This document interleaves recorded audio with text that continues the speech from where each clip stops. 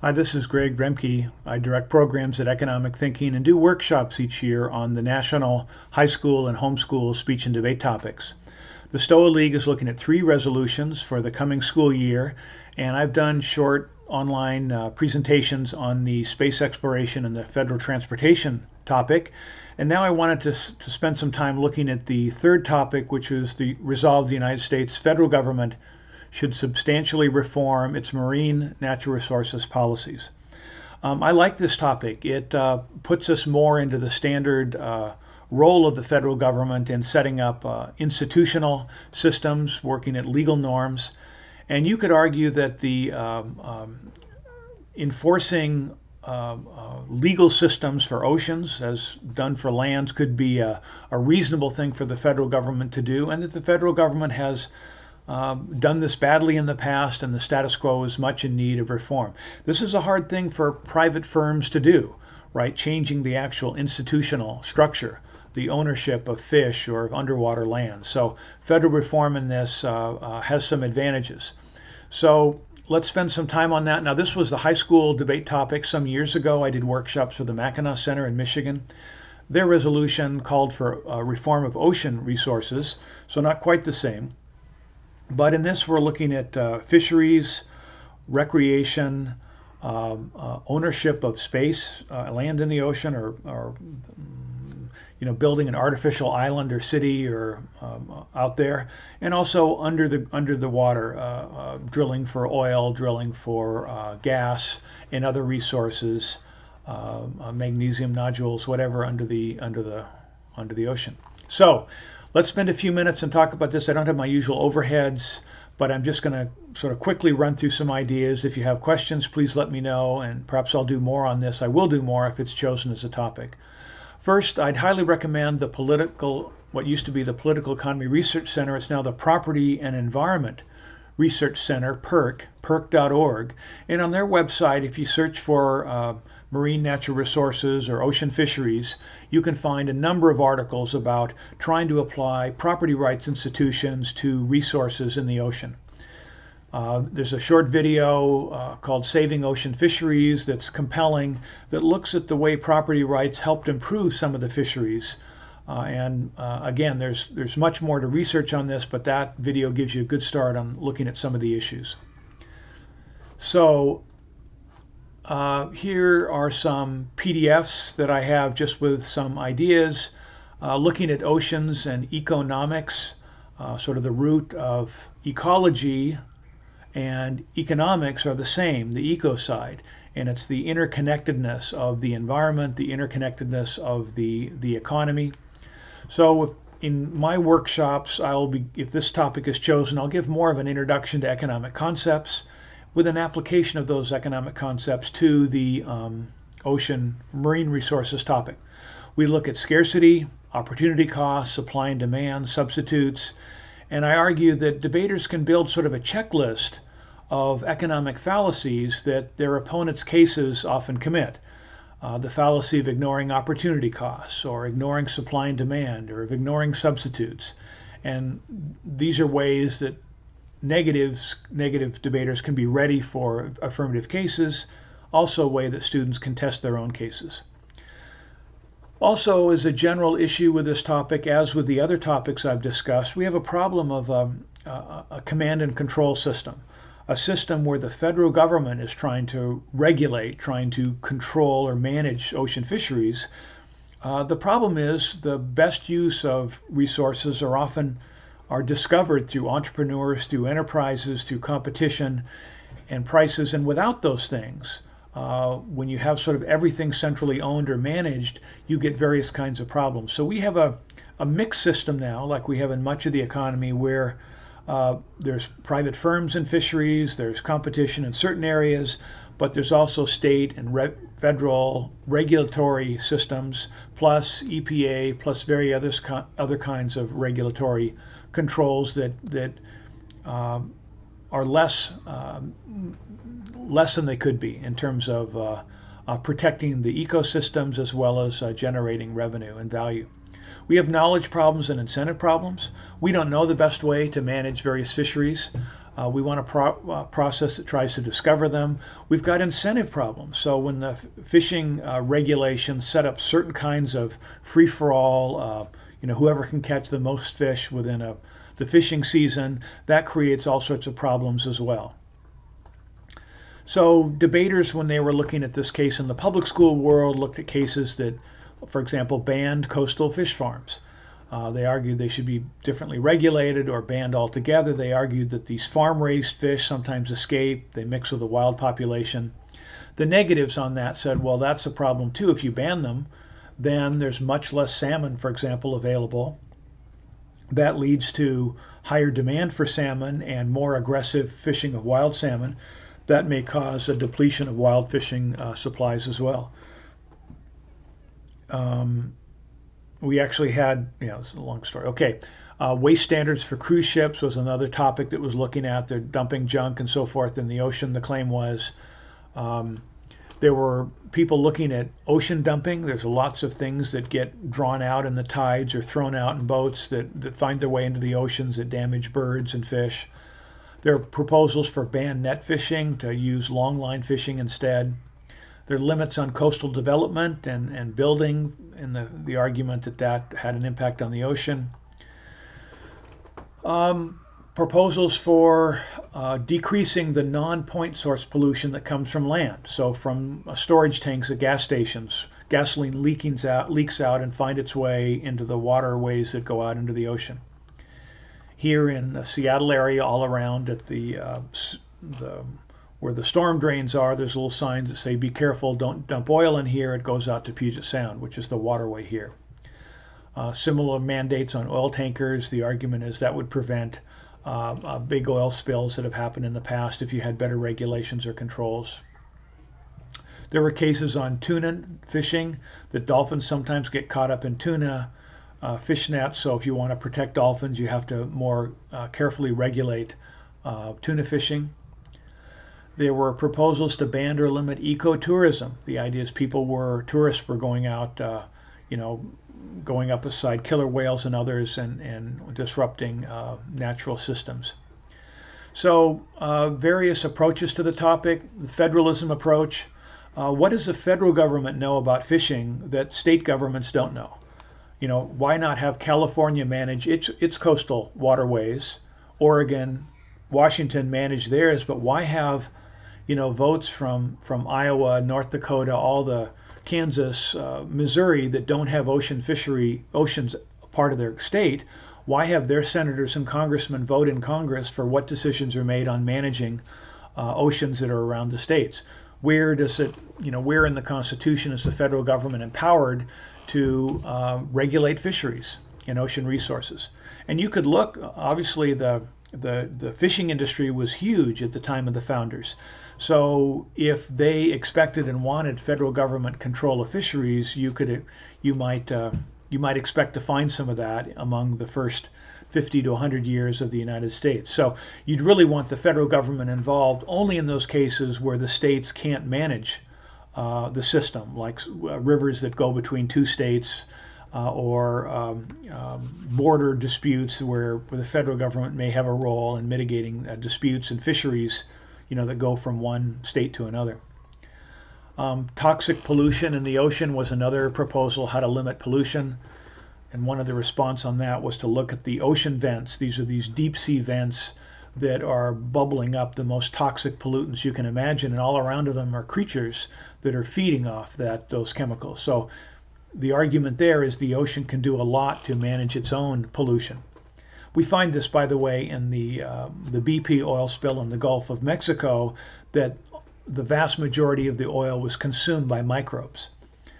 Similar case in Eagle Harbor in Washington State, where there's a major federal grant to deal with pollution in the soil, in the sediment underneath the harbor, where military vessels had been dumping pollutants for decades and decades. So they had this grant to go in and Superfund site and clean this out. They got in there, went down deep into the ocean sediment, and they found that all the pollution was gone, that microbes had consumed it all. So there's a lot of natural process of what we think of as pollutants, hydrocarbons of various kinds, that are naturally consumed by microbes in the ocean and the ocean floor. So better understanding of that technology, and maybe some of the current regulations are obsolete given the limited knowledge we had years ago. You can look at drilling and pipelines as alternatives to shipping oil. For example, if a pipeline that came from Alaska to the U.S. would mean that Alaska oil wouldn't be sent out in ships where there's a potential for things going wrong. Ocean cities, so you can look at people that are proposing building cities in the ocean. The Seasteading Institute is interested in this. So there's the areas could be valuable if someone could own a chunk of the ocean in some way to build a floating city. Seems crazy, but it's an interesting idea. There's currently ships that travel around that are owned as sort of condos on the ship. There's proposals for space launches from the ocean. Maybe that combines the two resolutions. So there's some notes. A few more notes. Again, what we focus on in economics are institutions and property rights. And so for the oceans, marine resources, how do we establish some ownership principle? Rick Stroop has argued that property rights need to be 3D, three-dimensional. They need to be definable.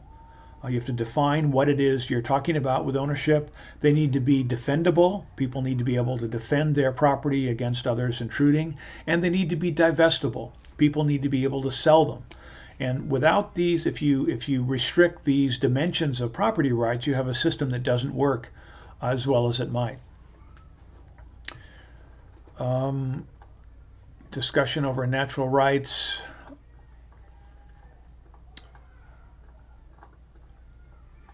Okay, so a core key story of marine fisheries, marine resources, is the change in technology. And so you could look at fish, compare hunting to farming. Originally, we have hunting and gathering societies that are roaming around trying to find food they can eat, apples and pears, so forth. And you have hunters trying to find wild game. Well, that's fine as far as it goes, but it turns out farming, when you can farm and focus your crops in a certain area, or orchards in a certain area, you can produce vastly more than you could in hunting and gathering. But you need to have a system of property rights where you can own a set of land, like a farm, and invest time with growing the crops there. Unless you can defend your property against others, people won't invest in agriculture. Agriculture is, again, far more productive than hunting and gathering. Well, what do we do in the ocean? To a significant extent, there's hunting and gathering. You're chasing around with a gill netter or a fishing line trying to catch the fish. Fish farming is a way to move the farming technology to the ocean the way we do at the land. Now, it's vastly more productive in terms of the amount of fish protein value that's created in the fish farms in America, in Norway, in Chile, and other locations around the world, particularly in China in recent years, Vietnam. However, people have complained that there's pollution issues and other issues with having the fish farms right up against the coast. Now, that's actually a property rights issue. If a fish farm could own, let's say, a couple square miles of land far out, 10 miles offshore, maybe that's a better place to raise salmon. But we don't have a property rights system that allows that to happen. So you might have reform of the system that would turn ocean land into far more valuable resources. There was a proposal, I believe, for the islands in the Pacific. I've forgotten which islands and people, but basically a private entrepreneur wanted to rent or lease the ocean land around these islands to put in fish farms. He felt he could raise enough fish to feed a significant proportion of the world's population, and he would do it by fertilizing the ocean, right? Just like we fertilize land to increase productivity. If you fertilize the ocean, in his case it was putting iron filings in the ocean that led to massive nutrient blooms, pulled CO2 out of the atmosphere, but those nutrient blooms feed the algae and feed small fish, other creatures, and large fish, and he felt he could, through the energy from the sunlight and the fertilization, produce massive, massive amounts of fish. But under the status quo, he can't own that property, right? So he needs to get regulatory approval from the federal agencies that manage these islands in the Pacific in order to be able to convert this ocean property into a resource. Now, again, he's trying to raise money for that company. You can look up online. If I find a link, I'll put it. But that's one example of how the ocean resources, marine resources around the islands that the United States owns throughout the Pacific could be better used to create value and food for the world. We talked about environmental issues, property rights issues. I mentioned perk.org. Now, in Perk, one of the great books, pamphlets to read on this is a booklet called Fencing the Fishery. And you can download this online, read it online. And it looks again at this sort of a more detailed, nuanced look at how you need to have some sort of fencing, some sort of way to allocate ownership and responsibility in the oceans in order to have a better management of the fisheries, producing more fish and also protecting the fish. What's developed over time, so the arguments, we largely have a regulatory failure in the status quo with the U.S. federal government manage ocean fishing. They've done things, but they haven't worked as well as they might. There's been a big push over the last 15, 20 years toward ITQs, IFQs, individual transferable quotas. These have been popular in New Zealand and British Columbia and other areas, and they have been put in place in Alaska. And the story on that, you can tell the story from the British BC halibut industry. What happened is you have an arms war, in a sense, in fisheries technology. You have the fisheries experts say, look, the halibut, to maintain the halibut into the future, you need to leave some halibut there. So they would try and figure out how many halibut could be caught to leave a healthy fishery. Well, when that was down to a month, the boats on the off season would buy bigger engines, bigger boats to be able to get out there quick because it was a free-for-all. It was a common pool resource. Whoever got the most fish got the most money. So the fishermen, once season opened, they wanted to race out and get it. The challenge is they caught more fish than expected every year, so the season kept getting shortened, and it was finally shortened down to like 6 days. And in that time, the boats raced out. This is told in the Perk video. There's damage to the quality, damage to the fishery, danger to the fishermen. So what happened? The British government says, okay, to the established fishermen, we will give you a quota so you can catch the same percentage of the harvest next year that you caught this year. So regardless of whether you catch it in 6 days or 200 days, we're limiting your quota from your boat to the same quota you got before. We're giving you a property right in the percentage of the halibut fishery in this region. That turned out to have amazingly positive consequences. Fishing became less dangerous. The halibut became more valuable because it was served fresh at restaurants throughout the Northwest and the world for a longer time because it was caught steadily over a longer time. Some boats decided to get out of the halibut industry and they could sell their quotas. These are individual transferable quotas. They could sell it to other boats. So you had an efficiency that took place in the market. So tremendously beneficial by allocating property rights to this system. Now, it's not perfect because this is commercial fishing and the sports fishermen are sort of left out. Also, the people that were already in the industry are sort of given this property, and people that aren't, who want to get in, have to buy their way in. So it's not a perfect system, but it was a better system, it seemed to be, than the status quo. It was so successful that the Alaska followed this with individual transferable quotas, and the value of these quotas go up, as this note, from around $300 in 1995 to almost $500 in 1998. That is, the value of the property right, the right to fish for such percentage of the quota, went up. New Zealand put these into effect. Australia did. Tremendous success. And you can read the details of this in the book. Now 94% of the halibut were fresh after the longer season. 42% higher prices than the way it was before, instead of a bunch of mashed up halibut. Same story with values in others. So you're looking for a way, economists say, to establish property rights to increase the value of these marine resources.